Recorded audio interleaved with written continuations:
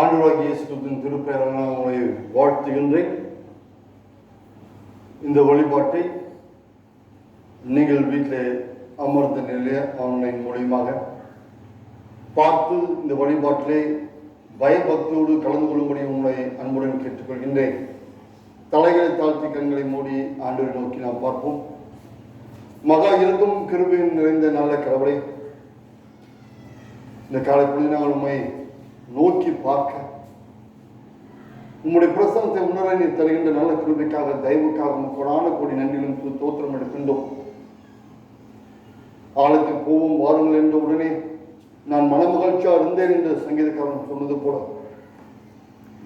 நாங்கள் மனமகிழ்ச்சியோடு ஆளுநரின் மூலியமாய் நடைபெறுகின்ற இந்த வழிபாட்டை கலந்து கொள்ள அருள் தர வேண்டுமாய் செபிக்கிறோம். இந்த வழிபாட்டை கலந்து கொள்கிற ஒவ்வொரு மக்களையும் ஆண்டே ஆசீர்வதிக்கிறார், பிள்ளைகளை ஆசீர்வதிக்கிறார், நன்மையால் நிரப்புகிறார். வழிபாடு அருளுரை அனைத்தும் மக்களுக்கு ஆறுதலும் தேர்தலும் சமாதானத்தின் தரக்கூடியதாக அமைந்திருக்கிறார். அமேசுமுனை கேட்கிற நல்ல கடவுளே, ஆமே. வழிபாட்டுக்கு ஆரம்பமாகவும் கடவுளை போற்றும் வண்ணமாகவும் பாமலை 15வது பாடலை நாம் பாடலாம். அலங்கார வாசலாலே கோவிலுக்குள் போகிறோம் என்ற பாடலை அவர் நீங்கள் எழுந்து நீங்கள் உங்கள் வீடுகளிலே பாடும்படி அன்புடன் கேட்டுக்கொள்கின்றேன்.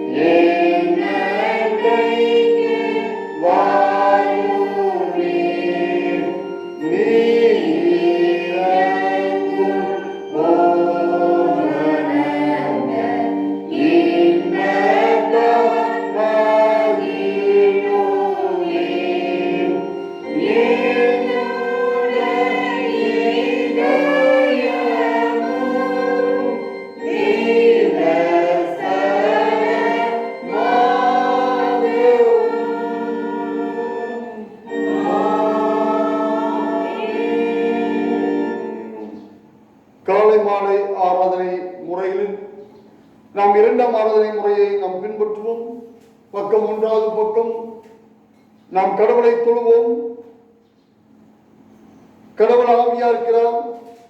அவரை தொழுதுகிறவர்கள் ஆவியோடும் உண்மையோடும் அவரை தொழுது கொள்ள வேண்டும். நம்முடைய பிதாவாகிய கடவுளாலும் கர்த்தராகிய இயேசு கிறிஸ்துவினாலும் உங்கள் கிருபையும் சமாதானம் உண்டாவதாக.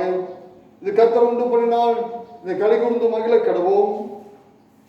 பக்கம் 4 ஆண்டவரே எங்கள் உதடுகளை திறந்தருளும். பிதாவுக்கும் குமாரனுக்கும் பரிசுத்தாவிக்கும் மகிமை உண்டாவதாக. ஆமென். திரியேக கடவுளை நாம் போற்றுவோம்.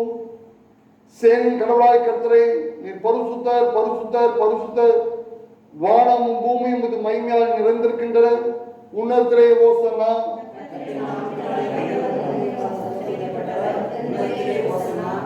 கடவுளே நீர் பரிசுத்தர், சர்வ வல்லவரே நீர் பரிசுத்தர்,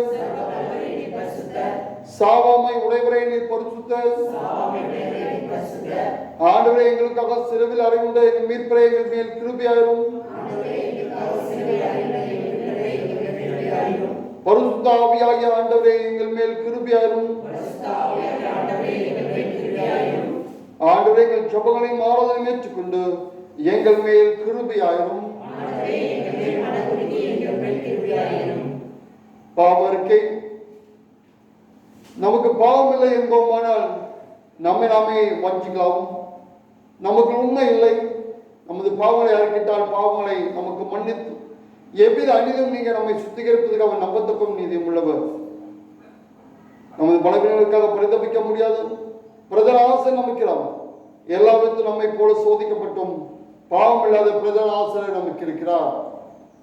நாம் முழங்கால் படிட்டு மௌனமாக நம்மை சோதனை செய்வோம்.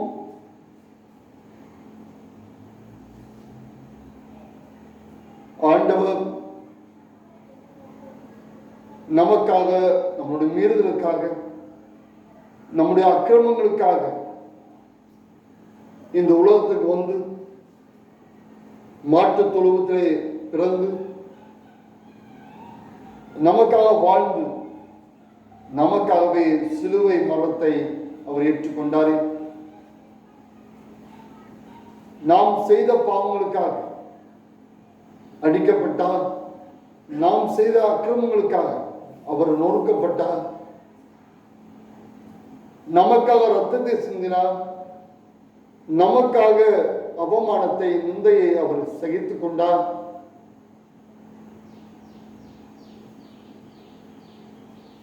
அதை நாம் எண்ணி பார்ப்போம். ஆண்டவரே என்னை மன்னியும், ஆண்டவரே என்னை புதிய படைப்பாய் என்னை மாற்றும், புதிய மனிதனாய் என்னை மாற்றும் என்று ஆண்டவருக்கு நாம் கேட்போமா? ஆண்டவர் நம்மை மாற்றி கிறிஸ்தவ வாழ்க்கை பயணத்தில் நம்மோடு அவர் பயணிக்கிறவராய் இருக்கின்றார். அவர் நம்மோடு பயணிக்கும் போது குறையில்லாமல் நம்மை காக்கிறவராய் இருக்கின்றார். நம்மை அவரிடத்தில் அர்ப்பணம் செய்வோம். சர்வ வல்லமையுள்ள கடவுளுக்கு நாம் நமது பாவங்களை தாழ்வோடு அறிக்கை செய்வோம்.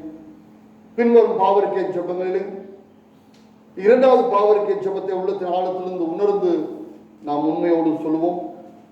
எங்கள் தந்தையாம் கடவுளே, நினைவாலும் வார்த்தையினாலும் செய்தினாலும் உமக்கு விரோதமாக பாவம் செய்தோம். முழு மனதோடு நாங்கள் உண்மை நேசிக்கவில்லை.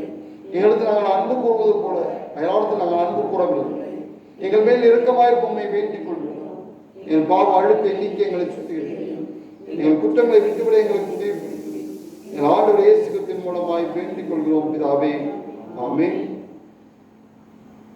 சர்வ வல்லமை மிகுந்து இருக்குமுள்ள ஆண்டவர் மன்னிப்பின் பாவ நிவர்த்தி நமக்கு கட்டளிட்டால் வாழ்க்கை சீர்படுத்துக்கான காலத்தில் தமது பரத்தாவின் கிருபையும் தேற்றுதலும் தந்துள்ளவாறாக, ஆமென்.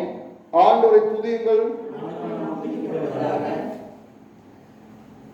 யாரும் எழுந்து நிற்போம். நற்செய்தி பகுதிக்காக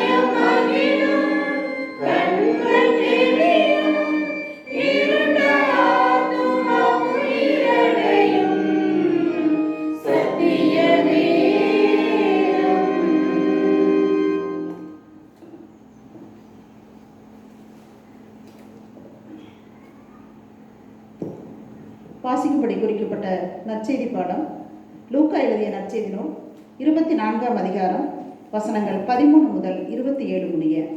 பரிசுத்த லூக்கா 24ஆம் அதிகாரம் வசனம் 13 முதல். அன்றைய தினமே அவர்களில் 2 பேர் எருசலேமுக்கு 7 அல்லது 8 மைல் தூரமான எம்மாவு என்னும் கிராமத்துக்கு போனார்கள். போகையில் இந்த வர்த்தமானங்கள் யாவையும் குறித்து அவர்கள் ஒருவரோடொருவர் பேசிக்கொண்டார்கள். இப்படி அவர்கள் பேசி சம்பாசித்துக் கொண்டிருக்கையில் இயேசு தாமே சேர்ந்து அவர்களுடனே கூட நடந்து போனார். ஆனாலும் அவரை அறியாதபடிக்கு அவர்களுடைய கண்கள் மறைக்கப்பட்டிருந்தது. அப்பொழுது அவர் அவர்களை நோக்கி, நீங்கள் துக்கமுகமுள்ளவர்களாய் நான் வழி நடந்து ஒருவருக்கொருவர் சொல்லிக் கொள்ளுகிற காரியங்கள் என்னவென்று கேட்டார். அவர்களில் ஒருவனாகிய கிளையோப்பா என்பவன் பிரதியுத்தரமாக, இந்நாட்களில் எருசலேமிலே நடந்தவைகளை அறியாதபடிக்கு நீர் அந்நியராய் இருக்கிறீரோ என்றான். அவர் எவைகள் என்றார். அதற்கு அவர்கள், நசரேயனாகிய இயேசுவை குறித்தவைகளே. அவர் தேவனுக்கு முன்பாகவும் ஜனங்கள் எல்லாருக்கும் முன்பாகவும் செய்கையிலும் வாக்கிலும் வல்லமையுள்ள தீர்க்கதரிசியாய் இருந்தார். நம்முடைய பிரதான ஆசாரியரும் அதிகாரிகளும் அவரை மரண ஆக்கினைக்குட்படுத்தி சிலுவையில் அறைந்தார்கள். அவரே இஸ்ரவேலை மீட்டு ரட்சிப்பவர் என்று நாங்கள் நம்பியிருந்தோம். இவைகள் சம்பவித்து இன்று 3 நாட்களாகிறது. ஆனாலும் எங்கள் கூட்டத்தை சேர்ந்த சில ஸ்திரீகள் அதிகாலமே கல்லறையினிடத்திற்கு போய் அவருடைய சரீரத்தை காணாமல் திரும்பி வந்து அவர் உயிரோடு இருக்கிறார் என்று சொன்ன தேவதூதரை தரிசித்தோம் என்று சொல்லி எங்களை பிரமிக்க பண்ணினார்கள். அப்பொழுது எங்களிலே சிலர் கல்லறையினிடத்திற்கு போய் ஸ்திரீகள் சொன்னபடியே கண்டார்கள், அவரையோ காணவில்லை என்றார்கள். அப்பொழுது அவர் அவர்களை நோக்கி, தீர்க்கதரிசிகள் சொன்ன யாவையும் விசுவாசிக்கிறதற்கு புத்தி இல்லாத மந்த இருதயம் உள்ளவர்களே, கிறிஸ்து இவ்விதமாக பாடுபடவும் தமது மகிமையிலே பிரவேசிக்கவும் வேண்டியதில்லையா என்று சொல்லி, மோசே முதலிய சகல தீர்க்கதரிசிகளும் எழுதின வேத வாக்கியங்கள் எல்லாவற்றிலும் தம்மை குறித்து சொல்லியவைகளை அவர்களுக்கு விவரித்து காண்பித்தார் என்பதே வாசிக்கும்படி குறிக்கப்பட்ட நற்செய்தி பாடம் வாசித்து முடிந்தாயிற்று. கிறிஸ்துவே உமக்கே மகிமை உண்டாவதாக. அருளுரைக்கு ஆயத்தமாக பாடல் 322வது பாடலை நாம் பாடலாம். கர்த்தாவை நல்ல பக்தியாலே.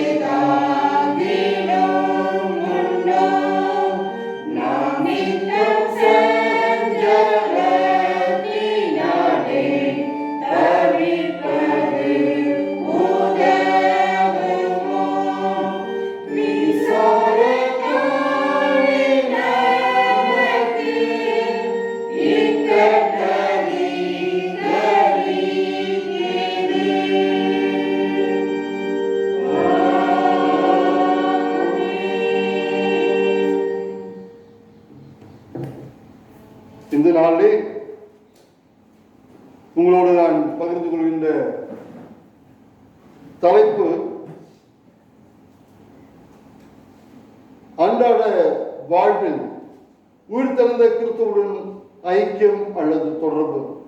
அன்றாட வாழ்வில் உயிர்த்தெழுந்த கிறிஸ்துவுடன் ஐக்கியம் அல்லது தொடர்பு. நாம் 21ஆம் நூற்றாண்டிலே மனித குலம் வாழ்ந்து கொண்டிருக்கிறது. இந்த வாழ்ந்து கொண்டிருக்கின்ற மனித குலம் சில காரியங்களே பிரிக்க முடியாத தொடர்பை, ஒரு இணைப்பை அது வைத்திருக்கிறதை நாம் பார்க்கலாம். 2 காரியங்கள் முக்கியமான தொடர்பிலே மனித குலம் இருக்கிறது. செல்போன். அந்த செல்போன்ல 2 காரியங்கள். ஒன்று ஃபேஸ்புக், இரண்டாவதாக டிக்டாக். ஃபேஸ்புக்ல இந்தியாவில் மட்டுமே 280 மில்லியன் மக்கள் அதை தினந்தோறும் தொடர்பு கொள்கின்றார்கள். அந்த ஃபேஸ்புக்லே அவர்கள் பயணிக்கின்றார்கள். 280 மில்லியன் மக்கள் ஒவ்வொரு நாளும் அந்த ஃபேஸ்புக்கோடு தங்களை தொடர்பு படுத்திக் கொள்கின்றார்கள், அதோடு பயணத்தை மேற்கொள்கின்றார்கள். அதே போல டிக்டாக் மூலியமாக 119.3 மில்லியன் மக்கள் டிக்டாக் மூலியமாக இந்தியாவிலே அதோடு தொடர்பு கொள்கின்றார்கள். தினந்தோறும் அந்த காரியங்கள் நடந்து கொண்டிருக்கிறது. இத்தனை கோடி மக்கள் ஒவ்வொரு நாளும் ஃபேஸ்புக்கிலும் டிக்டாக்கிலும் தங்கள் தொடர்பை வைத்துக் கொள்கின்றார்கள். நாம் நம் தொடர்பு எதோடு இருக்கிறது? கடவுளோடு உள்ள தொடர்பு இருக்கிறதா, அந்த ஐக்கியம் இருக்குதா, உறவு இருக்கிறதா என்பதை நம்மை நாமே கேள்வி எழுப்பி பார்க்க வேண்டும். உலக பிரகாரமான மக்கள் இவ்வளவு தொடர்போடு இருக்கும்போது நாம் எந்த அளவுக்கு கடவுளுடைய வார்த்தைகளே, அவருடைய வசனங்களை தியானிப்பதிலே, ஜெபிப்பதிலே, தினந்தோறும் கடவுளோடு தொடர்பு கொள்கிறோம்? அன்றாட வாழ்வில் நாம் கடவுளோடு உயிர்த்தெழுந்த கிறிஸ்துவோடு உள்ள தொடர்பு எவ்வாறாக இருக்கிறது? அது தினந்தோறும் படிப்படியாக முன்னேறி செல்கிறதா அல்லது குறைந்து கொண்டிருக்கிறதா என்பதை நாம் நம்மை கேள்வி எழுப்பி பார்க்க வேண்டும். முதலாவதாக யாத்திராகம் 40வது அதிகாரத்தை எடுத்துக்கொள்ளுங்கள் என்னோடு. கடந்த 34 38 வரைக்கும் உள்ள வசனங்கள் ஆண்டவர் இஸ்ரவேல் மக்களோடு அவர் பயணித்த வரலாற்றை அது சொல்கிறது. 430 ஆண்டுகள் அவள் பாலைவனத்தில் அடிமையாக, எகிப்து அடிமையாக இருந்தார்கள். ஆண்டவர் 10 வாதின் மூலமாய் அவளை பிரித்தெடுத்து அவளை பயணிக்க செய்கின்றார் கானானை நோக்கி.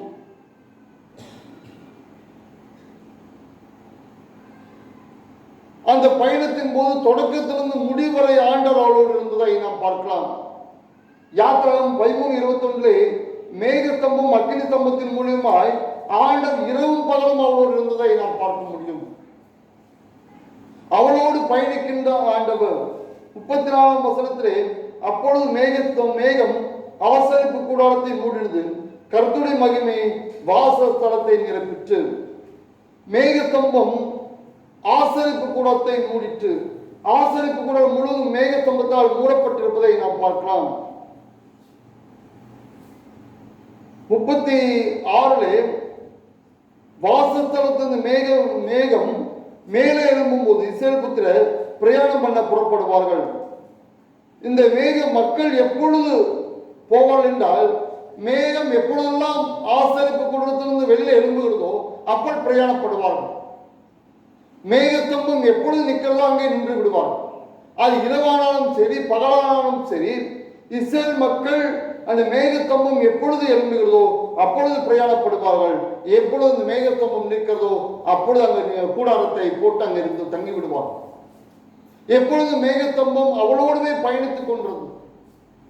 40 ஆண்டுகள் அவளோடு பயணித்தது. அவளோடு இருக்கின்ற அந்த மேகஸ்தம்பம், மக்களும் அந்த மேகஸ்தம்பத்தோடு நெருக்கமான உறவை வைத்திருந்ததை பார்க்கின்றோம். அவள் எப்பொழுதும் அதை பார்த்து கொண்டிருந்ததை நாம் பார்க்க முடியும். என்னாலும் 9:18 கர்த்தருடைய கட்டளையின்படியே இஸ்ரவேல் புத்திரர் பிரயாணப்படுவார்கள், கர்த்தரின் கட்டளையின்படியே பாளையம் இறங்குவார்கள். மேகம் சாயங்காலத்தின் மேல் வாசஸ்தலத்தின் மேல் தங்கியிருக்கும் நாளெல்லாம் அவர்கள் பாளையத்தில் தங்கியிருப்பார்கள். எப்பொழுது மேகஸ்தம்பம் எழும்புமோ அப்பொழுது அவர்கள் கிளம்புவார்கள், எப்பொழுது நிற்குமோ அங்கே நின்று விடுவார்கள். அதே போல என்னாகமும் 9:19 மேகம் எத்தனை நாள் வாசஸ்தலத்தின் மேல் தங்கியிருக்குமோ அந்த அத்தனை நாளும் மக்கள் வாசஸ்தலத்தில் தங்கியிருப்பார்கள்.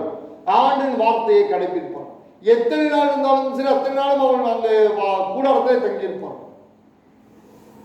மேகஸ்தம்பத்துக்கும் அவளுக்கும் நல்ல உறவு இருந்தது. 40 ஆண்டுகள் அந்த மேகஸ்தம்பத்தோடே அவள் நடந்து சென்றார்கள். மேகஸ்தம்பத்தோடே அது வழிகாட்டின இடங்களுக்கெல்லாம் சென்றார்கள். அது நிற்கிற இடங்களிலே தங்கினார்கள். அதை கிளம்பும் போது இவர்கள் கிளம்பி சென்றார்கள். அந்த 40 ஆண்டுகளும் அவளுக்கு உணவு தேவையில்லை, உணவு குறைவில்லை, தண்ணீர் குறைவில்லை, ஆடை பழையதாகவில்லை, செருப்பு தேவையில்லை. அவளுடைய தேவைகள் எல்லாம் சந்திக்கப்பட்டது. ஏன்னா மேகஸ்தம்பம் அக்கினி ஸ்தம்பமாய் இருந்த கடவுள் அவளை காத்து வந்தார். அவள் பசி எடுக்கும் போதெல்லாம் மன்னாவின் மூலமாய் உணவை தந்தார். அவள் தாகம் எடுக்கும் போதெல்லாம் கற்பாரிலிருந்து தண்ணீரை தந்தார். அவள் கடைப்பிடிக்கும் போதெல்லாம் ஆண்டவர் அவளை பலப்படுத்தினார், காடையை தருகின்றார், அவருடைய உணவு தேவைகளை சந்திக்கின்றார். பகைவரிடத்திலிருந்து ஆண்டவர் காப்பாற்றுகின்றார். இந்த மேக ஸ்தம்பம் மூலியமாய் அவருடைய அன்றாட வாழ்வின் தேவைகள் சந்திக்கப்படுகிறது.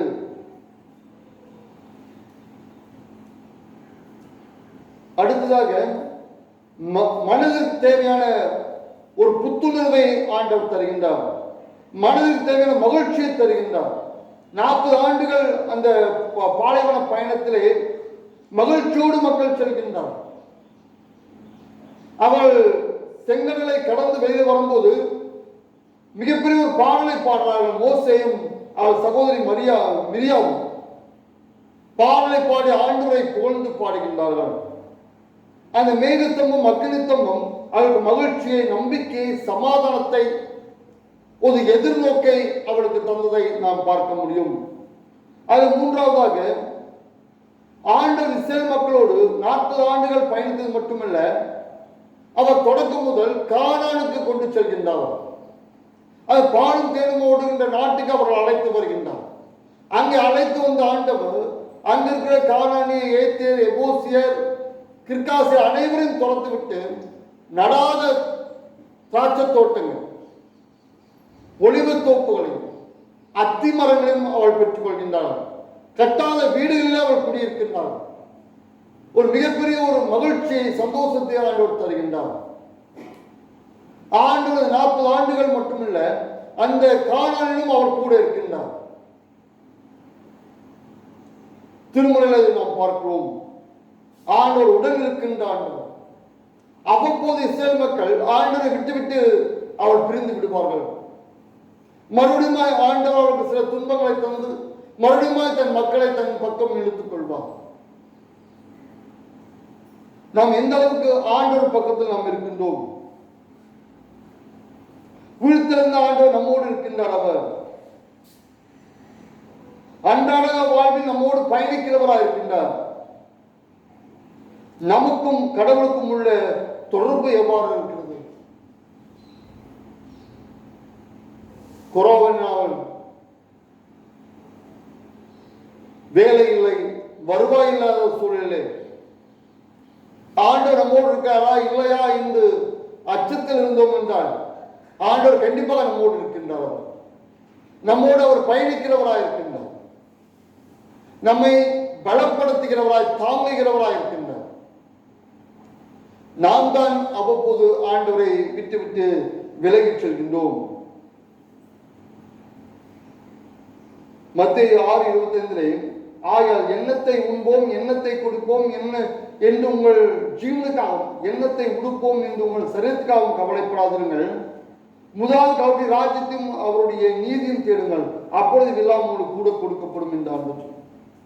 நாம் இது இல்லையே, இது இப்படி இருக்கிறதே, கஷ்டமா இருக்கிறதே, வேலை இல்லாத நிலை இருக்கிறதே, எண்ணத்தை இந்த காலத்தில் எண்ணத்தை சாப்பிடுவோம், எண்ணத்தை குடிப்போம், நம் பிள்ளைகளை எப்படி காப்பாற்றுவோம் என்று அங்கலாய்க்கும் போது ஆண்டவர் சொல்லிட்டார், முதலாவது என்னை தேடும், என்னோடு உள்ள உறவை நீங்கள் நாடுங்கள்.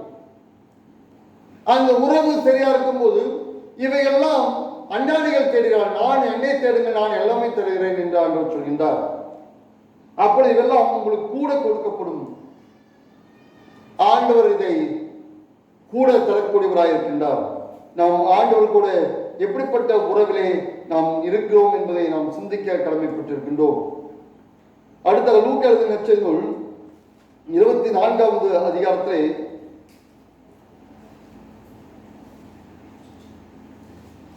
13 33 வரை உள்ள வசனங்களை நாம் திருப்பிக் கொள்வோம். லூக்கா 24:13-33. இயேசு கிறிஸ்து அநேக சீர்களுக்கு தன்னை வெளிக்காட்டுகின்றார். இந்த பகுதியிலே அன்றைய தினமே அவர்கள் 2 பேர் எருசலேமுக்கு 7 அல்லது 8 மைல் தூரமான எம்மாவு என்கிற கிராமத்துக்கு போனார்கள். சரியில்லாத தொடர்பை சரிப்படுத்துகின்ற கிறிஸ்து, சரியில்லாத தொடர்பை சரிப்படுத்துகின்ற கிறிஸ்து. அன்றைய தினமே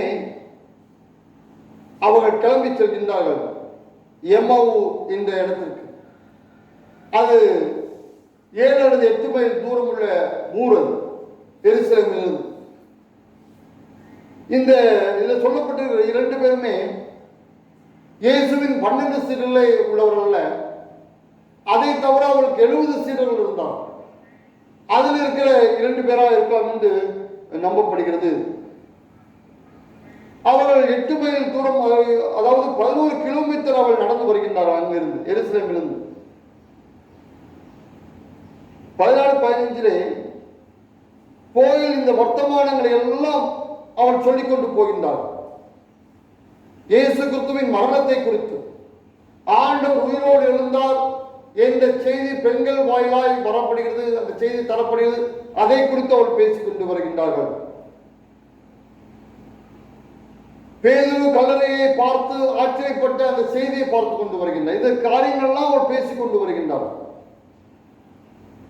இயேசு நெருங்கி வந்து அவளோடு இணைந்து கொள்கின்றார். இப்படி அவள் பேசி சம்பாதித்துக் கொண்டிருக்கையில் இயேசு தாமே சேர்ந்து அவளோடு இணைந்து கொள்கின்றார். நம்மோடு இணைந்து கொள்கின்றான். அவள் வேதனையோடு, துக்கத்தோடு, கவலையோடு, இப்படி இருக்கிறதே, இப்படி ஆகிவிட்டதே என்று வேதனையோடு அவள் இருக்கின்றார்கள். அந்த நிலையிலே அவளோடு இணைந்து கொள்கின்ற ஆண்டவராக இருக்கின்றார். நம்ம வேதனையோடு அப்படியே நம்மை விட்டு விடுவதில்லை. நாம் பயணிப்பது போல் தனியாய் பயணிக்க ஆண்டவர் விட்டு விடுவதில்லை. நம் பயணத்தில் அவர் இணைத்துக் கொள்கின்ற ஆண்டவராக இருக்கின்றார். நம் துக்கத்திலே, நம்ம வேதனையிலே, கவலையிலே, கஷ்டங்களிலே நம்மோடு இணைந்து அவர் பயணிக்கின்ற ஆண்டவராக இருக்கின்றார். நம்மை தனியாக விட்டுவிட்டு அவர் வேடிக்கை பார்க்கின்ற கடவுள் அல்ல. அவர் காதிருந்தும் கேட்காத, கண்ணிருந்தும் பார்க்காத கடவுள் அல்ல.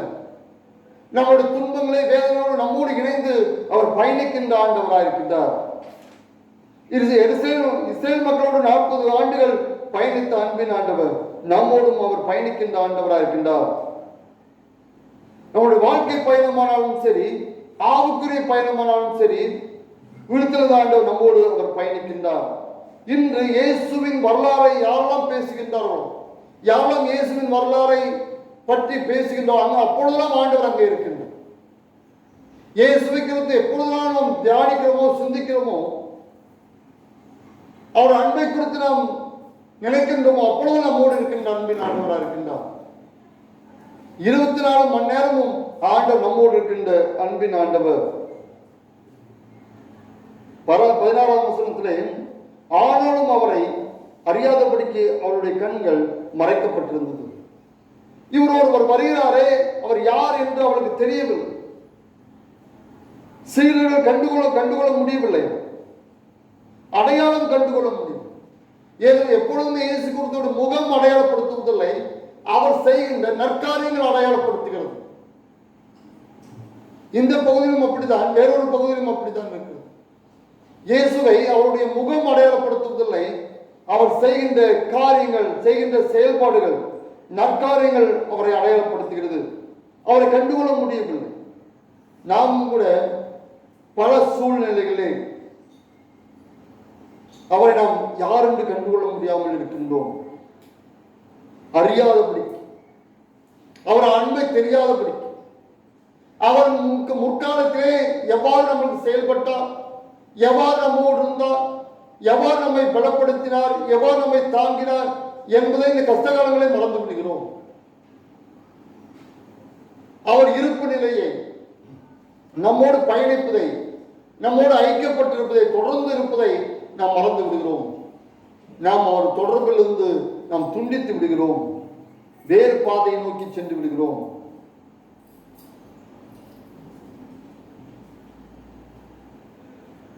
பதினேழாம் வசனத்திலே, அப்பொழுது அவர் அவளை நோக்கி, நீங்கள் துக்கமுள்ளவர்களாய் வழி நடந்து ஒருவருக்கொருவர் சொல்லிக் கொள்கிற காரியங்கள் என்ன என்று கேட்டார். நம்மை விசாரிக்கிற கடவுள். நாம் சோகத்தோடு, துக்கத்தோடு, கவலையோடு, கண்ணீரோடு நாம் இருக்கும்போது அவர் நம்மை பார்த்துவிட்டு செல்வதில்லை. நம்ம விசாரிக்கிறவர். நம்மை விசாரிக்கிறவரா யார்? நம் கவலையில யாரிடத்தில் வைக்கணும்னா ஆண்டவரிடத்தில் வைத்து விடுங்க. நம்ம அந்த கவலைகளை தூக்கிவிட்டு நாம் சுமக்க தேவையில்லை. ஒரு கதை சொல்வார்கள். ஒரு தாயார் ரோட்ல பெரிய மூட்டையை தூக்கி, தலைமையில் மூட்டையை தூக்கி சென்று கொண்டிருந்தார். அந்த வழியில ஒரு மாட்டு வண்டியை சென்று கொண்டிருந்தார். அந்த தாய் கேட்டாலா, இந்த வண்டியில கொஞ்சம் இடம் தருவீங்களா? அப்போ அந்த மாட்டு வண்டிக்காரர் சொன்னாலும் சரி ஏறிக்கம்மா என்று சொன்னோன்னே அந்த அம்மா ஏறி போய் உட்காந்துட்டாங்க. அந்த மாட்டு வண்டி கொஞ்சம் தூரம் போனோன்னு அந்த மாட்டு வண்டிக்காரர் திரும்பி பார்த்தார்கள். அந்த அம்மா ஏறி உட்காந்துருக்காங்க, தலையில மூட்டை அப்படியே தான் இருக்கு. அந்த மாட்டு வண்டிக்காரர் சொன்னது அவளுக்கு மட்டுமல்ல அந்த மூட்டையும் வைக்க வேண்டும் என்றுதான் சொன்னான். ஆனால் அந்த தலையில அந்த மூட்டையை வைத்துக் கொண்டே இருந்தான். நாமும் கூட ஆண்டவரிடத்தில் நம்ம பாரங்களை வைக்காமல் நாம் சுமந்து கொண்டே இருந்து விடுகிறோம். ஆண்டவர் நம் கவலையெல்லாம் அவரிடத்தில் வைக்க வேண்டும் என்று ஆண்டவர் விரும்புகின்றார். சரியில்லாத தொடர்பை சரிப்படுத்துகின்ற கிறிஸ்து அவள் அறியாமல் இருந்தாள். அவள் துக்கமுகமாய் அவள் காணப்பட்டதை நாம் பார்க்கிறோம். 18ஆம் வசனத்திலிருந்து 21ஆம் வசனம் வரைக்கும் இயேசுவை அறிந்தவர்கள் அவரின் அன்புகளை அற்புதங்களை அறிந்திருப்பார். இயேசுவை அறிந்தவர்கள் அவருடைய அற்புதங்களை அவர்கள் அறிந்திருந்தார்கள்.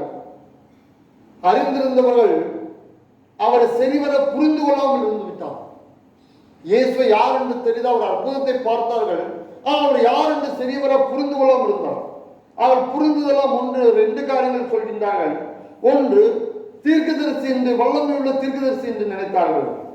அடுத்தாக அவரே இஸ்ரவேலை மீட்டு ரட்சிப்பவர் என்று அறிந்திருந்தார். அவர் பெரிய தீர்க்கதரிசி. அவர் இஸ்ரேல் மக்களை ரோம அடிமைத்தனத்திலிருந்து மீட்டு ரட்சிப்பார் என்று உலகத்துக்குரிய காரியங்களை மட்டுமே அவள் நினைத்திருந்தார்கள். ஆண்டவர் அதற்காக வரவில்லை. உலக பிரகமான மீட்பையும் தருகின்றார், ஆவிக்குரிய மீட்பையும் ஆண்டவர் தருகிறவராக இருக்கின்றார். அதை சரியாக அவர்கள் புரிந்து கொள்ளவில்லை. நாம் எந்த அளவுக்கு ஆண்டவரை அறிந்திருக்கிறோம், எந்த அளவுக்கு அவருடைய நன்மைகளை, அவர் நம் வாழ்வில் செயல்படுகிற செயல்பாடுகளை எந்த அளவுக்கு நாம் அறிந்திருக்கிறோம். அவள் தெளிவாக ஆண்டவரை நாம் புரிந்து கொள்ள வேண்டும். அதான் ஆண்டவர் நம்மை எதிர்பார்க்கிறோம். ஆண்டவரோடு பயணிக்கின்ற இந்த அன்றாட வாழ்விலே பயணிக்கின்ற இந்த வாழ்விலே ஆண்டவர் திட்டம் தெளிவாய் நாம் புரிந்து கொள்வது நல்லது. அவர் எப்படிப்பட்டவர், அவர் யார், அவர் எதற்காக இந்த உலகத்துக்கு வந்தார் என்பதெல்லாம் நாம் புரிந்து கொள்ளும் போதுதான் சரியான பாதையிலே நாம் நடக்க முடியும். இல்லை என்றால் பல்வேறு போதனைகள் மூலமாய் நாம் அலசடிக்கப்பட்டு நாம் பிரிந்துவிட நேரிடும், ஆண்டவர்கிட்ட விலகிவிட நேரிடும். இவள் சரியாக புரிந்து கொள்ளாமல் இருந்தார்கள். அதை ஆண்டவர் சரிப்படுத்துகின்றார். ஒவ்வொரு காரியத்தை அவள் சரிப்படுத்திக் கொண்டே ஆண்டவர் வருவதை நாம் பார்க்கலாம். சரியில்லாத தொடர்பை சரிப்படுத்துகின்ற கிறிஸ்து 22 24 வரைக்கும் உயிர்த்தெழுந்த இயேசு தம் மக்களோடு நடந்து வருவதை நம்பாத சிலர், அவர் நடந்து வருகிறார், நம்மோடு இருக்கிறார் என்பதை அவள் நம்பாமல் இருந்து விட்டார். அவர் இயேசு கிறிஸ்து கூட வருகிறார் என்பதை விசுவாசிக்காமல் இருந்து விட்டார். நாம் கூட பல நேரங்களில் அவர் நம்மோடு நடந்து வருவதை நாம் நம்பாமல் இருந்து விடுகிறோம். நான் மட்டும் பாடுபடுறேன், நான் மட்டும் கஷ்டப்படுறேன், எனக்கு மட்டும் இப்படி வேதனை, எனக்கு மட்டும் இப்படி துன்பம். இந்த கிறிஸ்துவுக்கு கண் இருக்குதா, காது இருக்குதா என்ற கேள்வியை கேட்டு விடுகின்றோம். அவர் நம்மோடு பயணிப்பதை நாம் அறியாமல் போய்விடுகின்றோம். வாழ்க்கை பயணத்தில் வருகின்ற எல்லா போராட்டத்தோடும் ஆண்டவர் நம்மோடு இருக்கின்றார். அவர் நம்மை தனியாக விட்டு விடுவதில்லை, அவர் நம்மை அந்தரத்தில் விட்டு விடுவதில்லை. தொடக்கத்திலே பயணத்தை தொடங்க அன்பினால் இறுதி வரை நம்மோடு இருக்கிறவராக இருக்கின்றார். இஸ்ரேல் மக்கள் வாழ்வில் அவ்வாறாக இருந்தார். அதே போல நம்மோடும் அவர் கூட இருக்கிறவராகவே ஆண்டவர் இருக்கிறதை நாம் பார்க்க முடியும்.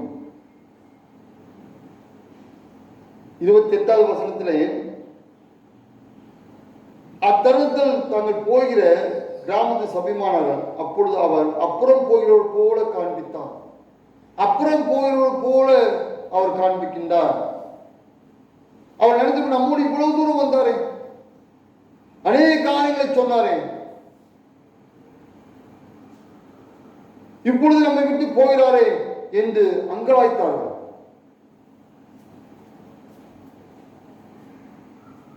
அவள் சரியாக புரிந்து கொள்ளவில்லை. அப்புறம் போகிறவரை போல அவளுக்கு தோன்றினார். நாமும் கூட நம்மளுக்கும் கூட நம் கஷ்டத்தில் துன்பத்தில் அவர் அப்புறம் போகிறவர் போல தோன்றலாம். அவர் தூரமா இருக்கிறவரை போல தோன்றலாம். ஜெபத்தை கேட்காதவரை போல தோன்றலாம். எவ்வளவு நேரம் ஜெபித்தாலும் அதுக்கு பதில் தராதவரை போல தோன்றலாம். ஆனால் நம் கூட இருக்கிறதை நாம் அறிந்து கொள்ள வேண்டும். நம்மோடு இருக்கின்றார், நம்மை பலப்படுத்துகின்றார், நம்மை தாங்குகின்ற கடவுளாக இருக்கின்றார். 21 29 34 வரைக்கும் அப்பத்தை பற்றி தன்னை வெளிப்படுத்துகின்ற கிறிஸ்துவை காண்கிறோம்.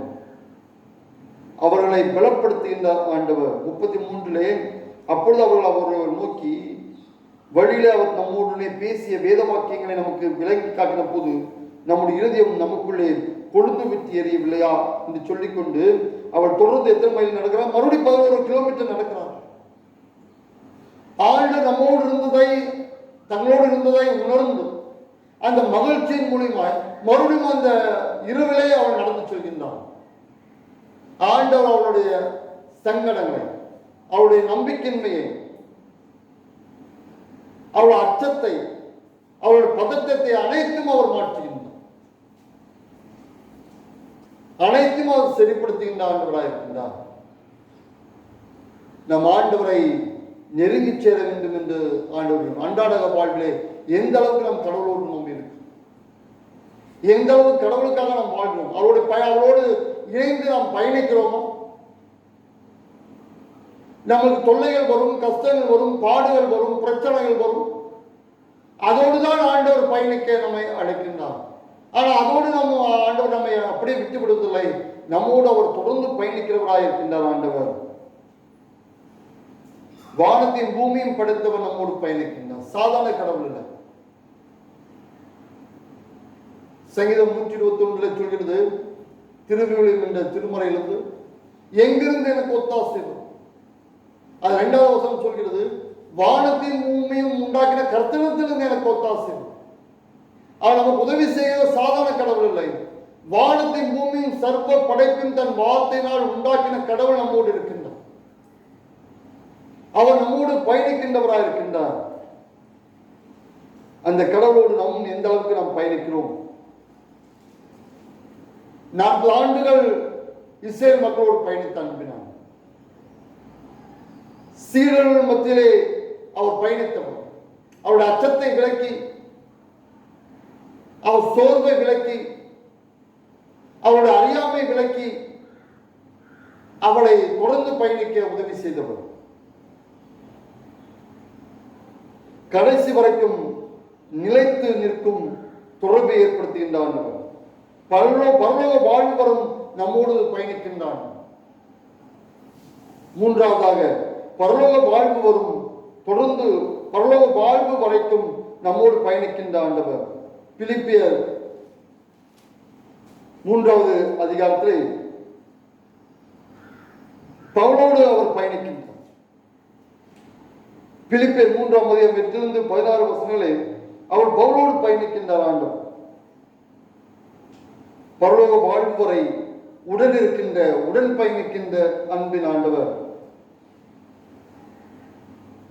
8வது வசனம்,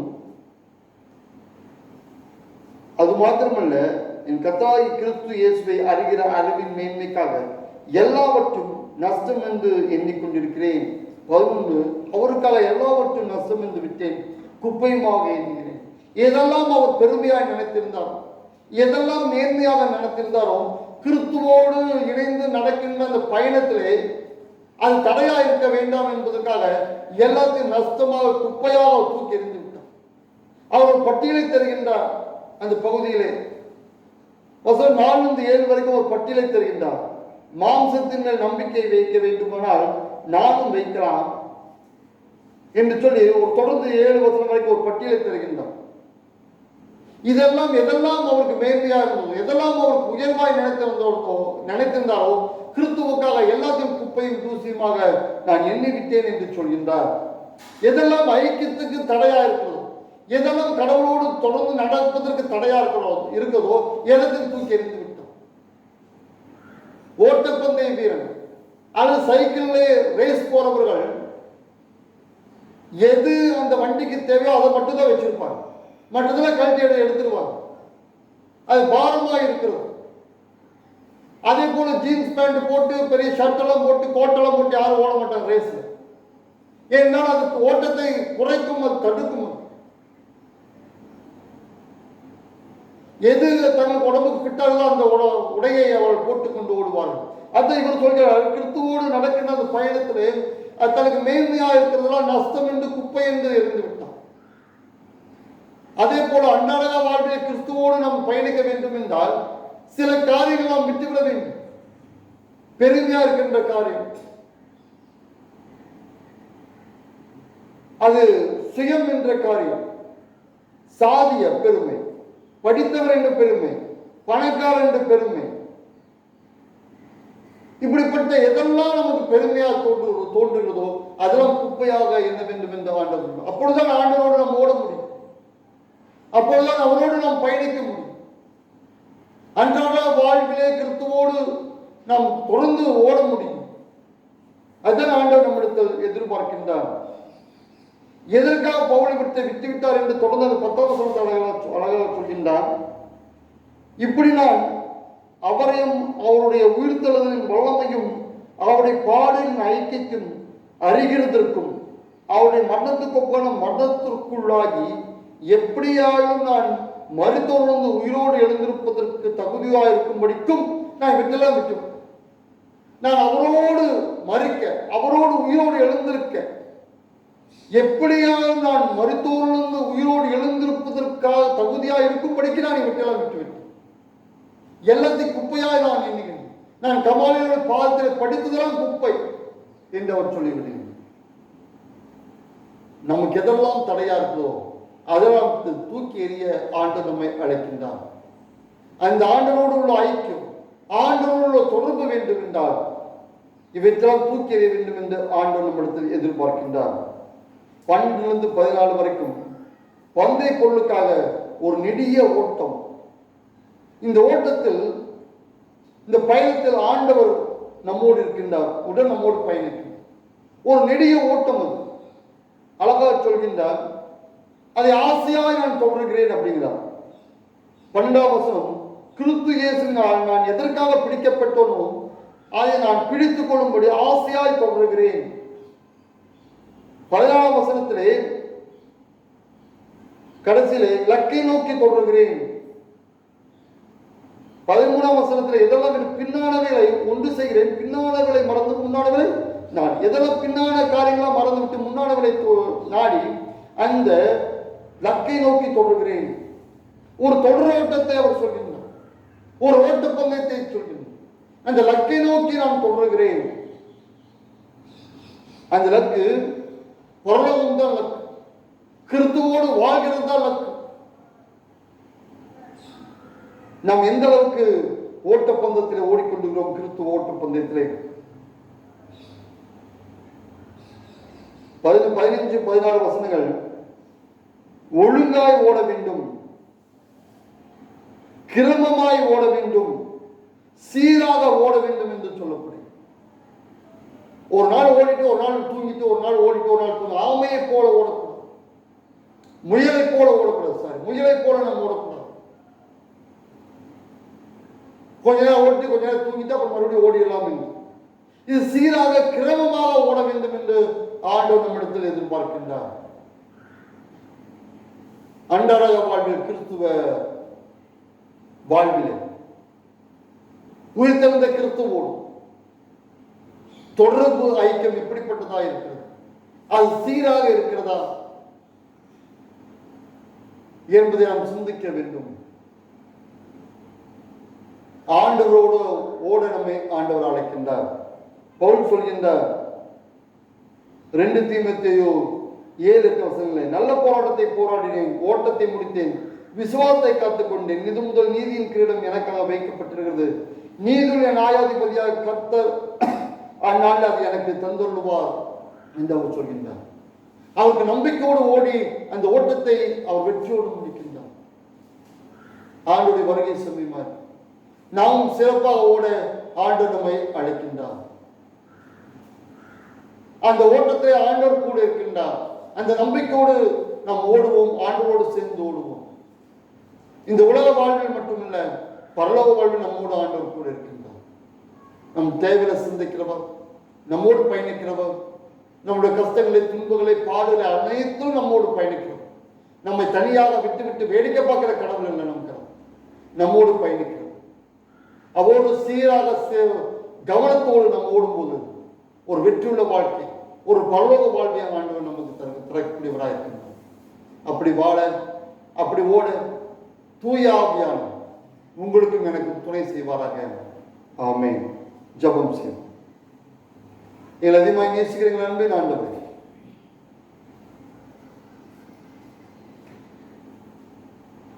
இஸ்ரேல் மக்களோடு 40 ஆண்டுகள் பயணித்தீர். அவிசுவாசமாக இருந்த சீரலை சரிப்படுத்தி நெறிப்படுத்தி தொடர்ந்து பயணிக்க உற்சாகப்படுத்தி அவளோடு நீ பலப்படுத்தி அவளை பவுலோடு இருந்தவர் நல்ல போராட்டத்தை போராட ஓட்டத்தை முடிக்க உதவி செய்து நாங்களும் சமயம் அன்றாட வாழ்வில் உயிர்த்தெழுந்த கிறிஸ்துவோடு எப்பொழுதும் அருந்து போகாத உறவை ஐக்கியத்தை நாங்கள் வைத்துக் கொள்ள கிருபித்திருக்கிறார். உம்மோடு தொடர்ந்து ஓட, தொடர்ந்து பயணிக்க நீர் வைத்திருக்கின்ற இந்த பரலோக வாழ்வை நாங்கள் சுதந்திரித்துக் கொள்ள எங்களுக்கு நீர் உதவி செய்வீராக. அப்போ வருகின்ற சோர்வுகள், அச்சங்கள், ஏமாற்றங்கள், நம்பிக்கையில்லாத காரியங்கள் அனைத்தும் மாற்றிட வேண்டுமா செல்கிறோம்.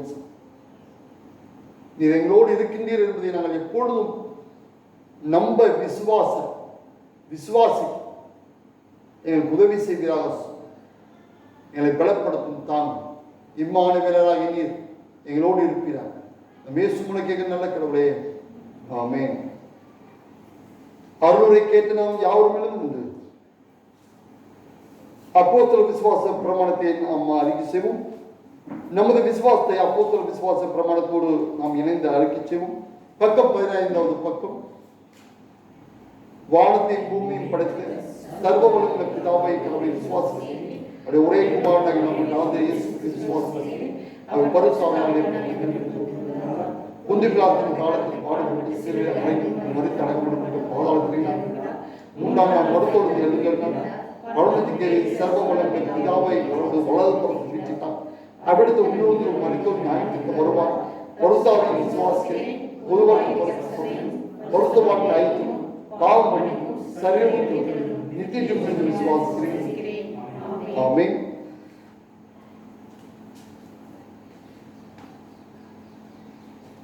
காணிக்கை பாடலாக கிறிஸ்துவை கீர்த்தனையிலே 193வது பாடலை நாம் பாடலாம். எல்லாம் இயேசுவே, எனக்கு எல்லாம் இயேசுவே என்ற பாடலை நாம் பாடும்போது வீட்டில் இருந்தபடியே நீங்கள் காணிக்கைகளை எடுத்து வைக்கும்படி உங்களை அன்புடன் கேட்டுக்கொள்கின்றேன். காணிக்கை பாடலாய் கிறிஸ்துவை கீர்த்தனை 193வது பாடல்.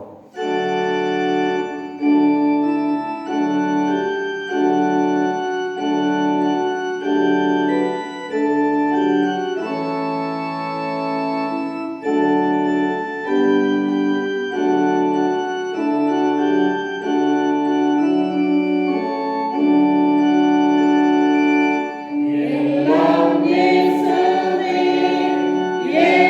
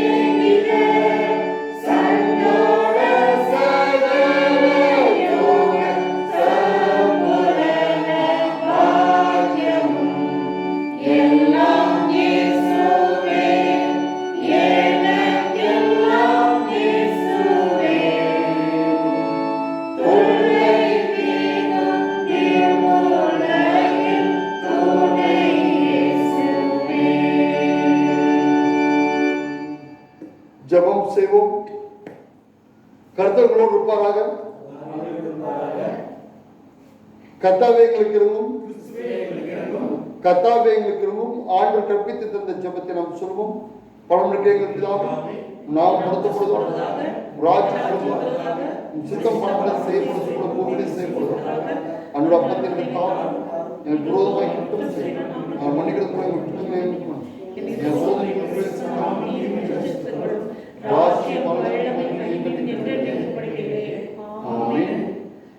தொடர்ந்து நாம் ஜெபம் செய்வோம். எங்க நாட்டின் தலைவர்களுக்காக நாங்கள் ஜெபிக்கிறோம். சாமி, இந்த கொரோனா நோய் தீவிரமாக பல மாநிலங்களில் பரவி கொண்டிருக்கிறது. சுவாமி, இந்த நோயை கட்டுப்படுவதற்கு தேவையான காரியங்களை சிறப்பாக செய்திட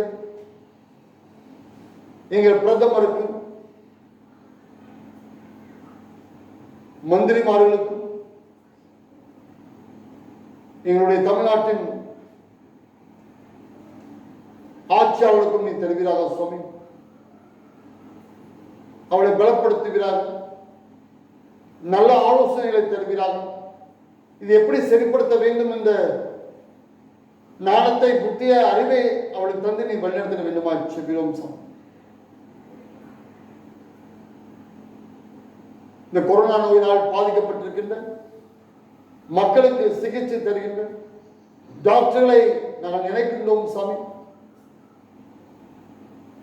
நர்சுகளை நாங்கள் நினைக்கின்றோம்.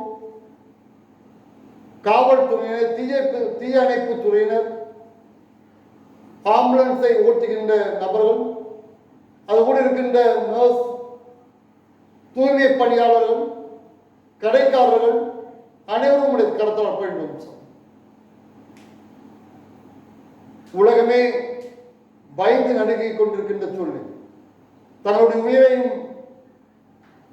பொருட்படுத்தாமல் மக்களை காப்பாற்ற வேண்டும் என்ற எண்ணத்தோடு, மக்களுடைய தேவையை சந்திக்க வேண்டும் என்ற எண்ணத்தோடு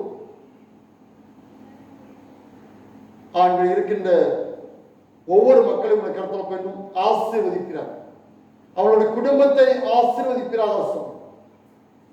நல்ல சுகத்தை ஒவ்வொருக்கும் தருவீராக. எந்த நோய் தொற்றிலும் அவளை தொற்றிக் கொள்ளாதபடிக்கு அவளை இரத்த கோட்டுகளை காத்துக்கொள்ள வேண்டுமா செபிரோம். இஸ்ரேல் மக்களை மேகத்தம்பத்தையும் அக்கடி தம்பத்தையும் கொண்டு காத்தீர, அதே போல இந்த போராட்டத்திலே போராடி கொண்டிருக்கிற ஒவ்வொரு மக்களையும் நீ காத்துக்கொள்ள வேண்டுமா செபிரோம். வாதையும் குடாரத்தை அணுகாது, பொல்லாப்பொழுது நேராது என்று சொன்னவரே, அவளை காத்துக்கொள்கிறார். அன்றைய சீக்கிரத்தில் இந்த நோய் கிருமிகள் அழிக்கப்பட்டு அன்றைய திருச்சபை திறக்கப்பட்டு நாங்கள் அனைவரும் உண்மை தொழுது கொள்ள அருள் தர வேண்டுமா செபிரோம். அதே போல தொழில் கூடங்கள் திறக்கப்பட, வேதையோடு துக்கத்தோடு சம்பளம் இல்லையே, உணவுக்கு தட்டுப்படுகின்ற நிலையிலே கவலையோடு கண்ணீரோடு இருக்கின்ற மக்களுக்கு வேலை வாய்ப்பை தந்து நீ வழிநடத்த வேண்டுமா செபிரோம். எங்கள் நினைவுகள் உங்களுடைய நினைவுகள் அல்ல என்பதை நாங்கள் நினைக்கலாம். இந்த கொரோனா நீடிக்கும் என்று உங்களுடைய வார்த்தையால் குணமாக்கக்கூடிய சர்வ வல்லமையுள்ள கடவுள் இந்த நிலையை மாற்றி ஏழை எளிய மக்களுக்கு சேமத்தை நீ தர வேண்டுமா செபிக்கிறோம். வாழ்வாதாரம் காக்கப்பட உதவி செய்ய வேண்டுமா செபிக்கிறோம். நீ பலப்படுத்தும். மறுபடியும் இந்த நிலை மாறி ஒரு மகிழ்ச்சியான நிலைக்கு உலகம் வர, இந்தியா வர கிருபை தர வேண்டுமா செபிக்கிறோம். நீ பொறுப்படுத்திக் கொண்டு மக்கள் பாவத்தை விட்டு விலகி வாழக்கிறது. உலகம் முழுதும் அறிகிற அறிவினால் நிரப்பப்பட தர வேண்டுமா எழுப்புதல் அடைகிறது. பெரிய மாற்றத்தை மக்கள் வாழ்வில் நீ தருவீராக. நீங்கள் சபை மக்கள் ஒவ்வொருடைய திருப்பாத குழந்தைகள் முதல் கொண்டு வயதானவர்கள் வரைக்கும் ஆசீர்வதிப்பீராக. மக்கள் பல தேவையில் இருப்பார்கள். எங்களோடு பயணிக்கின்ற அன்பு ஆண்டவரே, மக்களோட தேவையை சந்திப்பீராக. சில மக்களோடு இருந்தீர், உணவை தந்தீர், தண்ணீரை தந்தீர், பாதுகாப்பை தந்தீர், கூடவே இருந்தீர், பலப்படுத்தினீர். எங்கள் மக்களோடு இருக்கிறார், பலப்படுத்தும், தாங்கும், சுமந்து கொள்வீரார். அவருடைய வேதனை, துக்கம், கவலை, கண்ணீரெல்லாம் மாற்றிட வேண்டுமா செல்கிறோம். நாங்கள் யாரிடத்தில் போவோம் ஆண்டவரே? நீர்தானே எங்களுக்கு அடைக்கலம், கோட்டையாய், அரணாய், கேடகமாய் இருக்கின்றீர். உம்மை நம்பி நாங்கள் வந்து அன்று நீர் எங்களை பலப்படுத்தும், மக்களை பலப்படுத்தும், தாங்கும், வாழ்வின் தேவையை சந்திப்பீராக. ஒருவரும் கஷ்டப்பட்டு விடாதபடிக்கு, பசியோடு ஒருவரும் இருந்து விடாதபடிக்கு நீ காத்துக்கொள்ள வேண்டும். மக்களை கண்ணோக்கிய தேவையை சந்திப்பீராக. விசுவாசத்திலே வளர்ந்து ஓங்க கிருபித்தார். விசுவாசத்தை விட்டுவிடாதபடிக்கு உம்மோடு தொடர்ந்து பயணிக்க இந்த உலகத்தில் மட்டுமல்ல பரம ராஜ்யத்தை நாங்கள் பெற்றுக்கொள்ள கிருபை தர வேண்டுமாச்சு. மக்களை ஆசிரியர் பலப்படுத்தும், தாங்குவீராக, ஏந்துவீராக, சுமப்பீராக, தப்பி வைப்பீராக. சின்ன குழந்தைகளோடு உடைய கிருபை யாரும் கொரோனாவை தொற்றிக் கொள்ளாதபடிக்கு ரத்த கோட்டையிலே காத்துக்கொள்ள வேண்டுமாச்சு. ஆசீர்வதியும், குடும்பம் குடும்பமாய் பேர் பெற ஆசீர்வதிக்கிறார். மறுபடியும் நாங்கள் அந்த திருச்சபை திறக்கப்பட்டு மகிழ்ச்சியோடு நாங்கள் வந்து உண்மை தொழுதோல படிதோல உங்களுக்கு நன்றி செலுத்த எனக்கு உதவி செய்வீராக. எங்களை இவ்வாறாக காத்து கொண்டிருக்கின்றீர்கள். இவ்வளவு பணம் படைத்தவரெல்லாம் மரித்த நிலையில் எங்களை காத்துக் கொண்டிருக்கிறேன். தொடர்ந்து காத்துக் கொள்கிறார். தொடர்ந்து உண்மை நிலைத்திருக்கிறோம். உம்மோடு நாங்கள் பயணிக்கவும் எங்களுக்கு உதவி செய்கிறார். அந்த தொடர்பிலே நாங்கள் என்றென்றும் நிலைத்திருக்க கிருபித்தார், வலுப்படுத்த கிருபித்தார், உறுதிப்படுத்த கிருபை தருகிறார். உண்மை விட்டு ஒரு நாளும் ஒரு நிமிடம் ஒரு நொடிப்பொழுது நாங்கள் உண்மை விட்டு பின்வாங்கி போய்விடாதபடி காத்துகிறார். அவசியம் இயேசு மூலம் கேட்கும் நல்ல கடவுளே, ஆமென். என் ஆத்மாவே கர்த்தரை துதி, என் முழுமை பிரசனத்தை துதி, என் ஆத்மாவே கர்த்தரை துதி, கர்த்தர் செய்த சகல நன்மைகள் மறவாதே. ஆமென். தெய்வ